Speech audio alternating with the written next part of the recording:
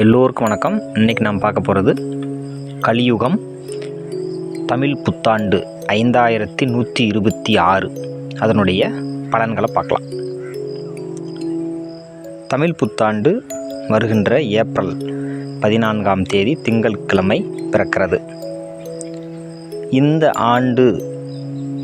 இந்த தமிழ் ஆண்டிற்கான பெயர் விசுவாவசு வருடம். அதாவது பிரபவ தொடங்கி அட்சய என்ற வருடம் நீங்களாக 60 ஆண்டுகளை கொண்டது தமிழ் வருட தொகுப்பு. இதில் 39வது ஆண்டினுடைய பெயர் விசுவாவசு வருடம். அதன் பெயரில் இந்த தமிழ் புத்தாண்டு அழைக்கப்பெறுகிறது.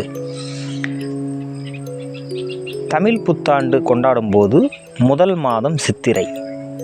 அந்த சித்திரை தான் முதல் மாதம் அப்படின்னு ஏன் வச்சாங்க அப்படின்னா, அது நம்முடைய தமிழனுடைய அறிவியல் பண்பை மேலும் விளக்கக்கூடிய ஒரு நிகழ்வாக இருக்கிறது.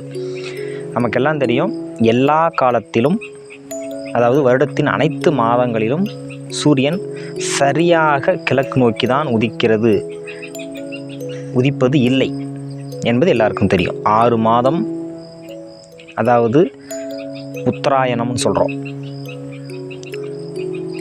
வடக்கு நோக்கி கிழக்கு திசை நாம் சொல்கிறோம் இல்லைங்களா, கிழக்கிலிருந்து வடக்கு நோக்கி உதிக்கின்ற அந்த காலத்தை உத்தராயண காலம்னு சொல்கிறோம்.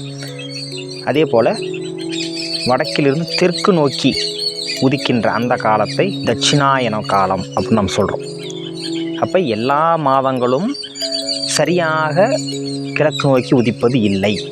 ஆனால் சித்திரை மாதம் முழுக்க அல்ல, சித்திரை 1லிருந்து சில நாட்கள் சரியாக கிழக்கு நோக்கி சூரியன் உதிக்கும்.